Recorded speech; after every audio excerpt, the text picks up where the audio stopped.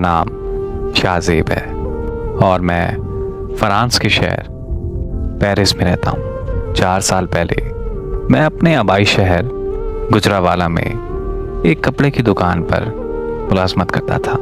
दुकान के सामने एक एकेडमी हुआ करती थी जहाँ एक बहुत ही खूबसूरत लड़की पढ़ने आया करती थी। उसका नाम करिश्मा था और वो ईसाई मज़हब से ताल्लुक़ रखती थी, जबकि मैं मुसलमान था। लेकिन मोहब्बत कहाँ मज़हब देखती है।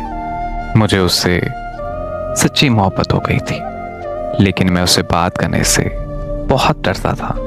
फिर एक दिन वो एकेडमी के बाद मेरी दुकान पर आई और मुझसे कहने लगी कि मुझे आपका फ़ोन नंबर चाहिए। मैंने उसे अपना फ़ोन नंबर दे दिया और वो मुस्कुराते हुए वहाँ से चली गई। घर जाकर उसने मुझे कॉल की और मुझे बताया कि वो मुझे बहुत पसंद करने लगी है। मैंने भी उसे बताया कि मैं भी उससे बेहद मोहब्बत करता हूँ। इसी तरह हम दोनों की मोहब्बत का आगाज़ हुआ। वो एकेडमी के बाद दुकान पर आ जाती थी और हम घंटों घंटों तक एक दूसरे से बातें करते थे। वो वक्त शायद हम दोनों की ज़िंदगी का सबसे खूबसूरत वक्त था। हम दुनियादारी से अनजान होकर हर वक्त अपनी मोहब्बत में मगन रहा करते थे। हम दोनों को लगता था कि हमारी मोहब्बत को और हम दोनों को दुनिया की कोई ताकत अलग नहीं कर सकती। लेकिन हम इस बात से अनजान थे कि ये दुनिया कभी दो प्यार करने वालों को एक नहीं होने देती। फिर अचानक से उसने एकेडमी में आना बंद कर दिया और उसका नंबर भी बन जाने लगा। उसका पता करने के लिए मैं उसके मोहल्ले में चला गया, सबसे उसके बारे में पता किया, लेकिन उसका कोई पता नहीं चला। फिर एक दिन मुझे मेरी दुकान के मालिक ने बताया कि उसने करिश्मा का पता करवाया है। मेरे दुकान मालिक ने कहा कि करिश्मा किसी और से मोहब्बत करती थी और कुछ दिन पहले उसी के साथ भाग गई। ये सुनकर मुझे बहुत दुख हुआ कि आखिर वो मेरे साथ ऐसा कैसे कर सकती है। लेकिन मैं सब्र के अलावा और कर भी तो क्या सकता था। फिर मैं उसे बेवफा समझकर उससे नफरत करने लगा। लेकिन मैं इस बात से अनजान था कि मैं जिससे नफरत करता हूँ वो लड़की मुझसे बेपनाह मोहब्बत करती है। एक दिन अचानक वो मेरी दुकान पर आ गई और उसने बताया कि उसके घर वालों को किसी ने हमारी मोहब्बत के बारे में बता दिया था। उसके घर वालों ने उसकी पढ़ाई छुड़वाकर उसे एक कमरे में कैद कर दिया।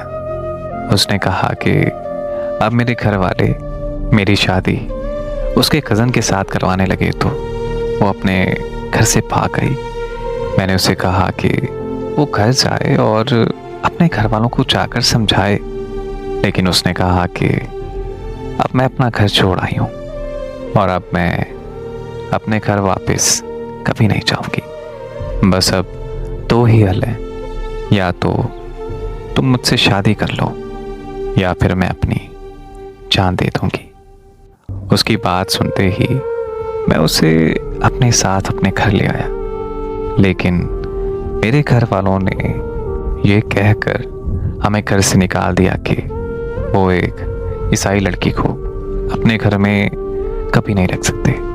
जब हमारे शहर में हमारा कोई ठिकाना ना बना तो मैं उसे लेकर कराची के लिए निकल ही रहा था कि ट्रेन स्टेशन पर उसके घर वाले आ गए और उन्होंने मेरी आंखों के सामने करिश्मा को गोली मार दी और वो मुझे भी मारने ही वाले थे, लेकिन वहाँ खड़े कुछ लोगों ने मेरी जान बचा ली। लेकिन अफसोस कि करिश्मा नहीं बच पाई और उसका मौके पर ही इंतकाल हो गया।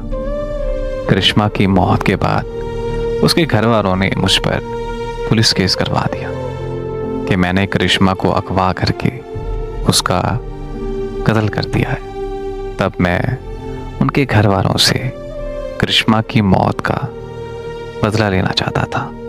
तब मेरी उम्र 18 साल थी।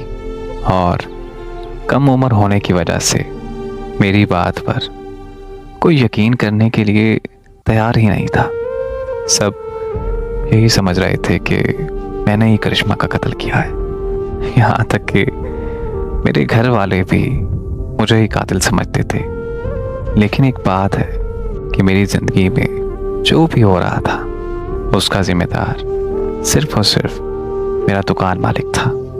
उसने करिश्मा के घर कॉल करके बताया कि मैं उससे मोहब्बत करता हूँ और हम जो घंटों घंटों तक उसकी दुकान में मिलते थे, बातें करते थे, उसने वो सब कुछ उसके घर वालों को बता दिया।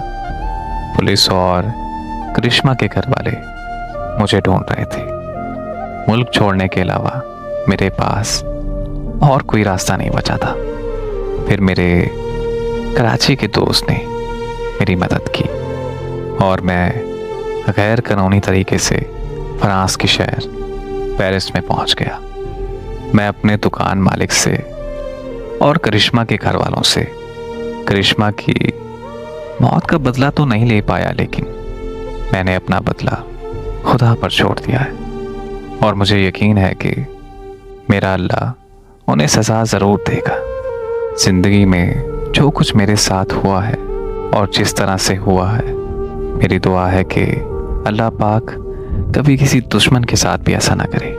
मेरी आंखों के सामने मेरी मोहब्बत का कत्ल कर दिया गया और मैं वहाँ खड़ा देखता रहा, कुछ नहीं कर पाया। आज मुझ पर यह आलम है कि मैं उसकी याद में पल पल मर रहा हूँ। ना कुछ खाने को दिल करता है और ना ही कुछ करने को। शायद करिश्मा की मौत का सदमा मैं मरते दम तक नहीं भूल पाऊंगा। मुझे समझ नहीं आ रही कि मैं ऐसी सूरत हाल में करूं तो करूं क्या। बस मेरी अल्लाह से एक ही दुआ है कि अल्लाह पाक मुझे जल्द सब्र दे दे, नहीं तो मैं ज़हनी मरीज बन जाऊंगा।